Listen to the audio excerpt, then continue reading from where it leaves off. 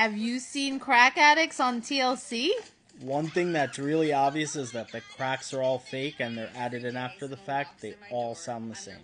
But even though we can't cure these diseases, it's really cool to see Dr. Cologne help these patients manage their pain and just their function day to day.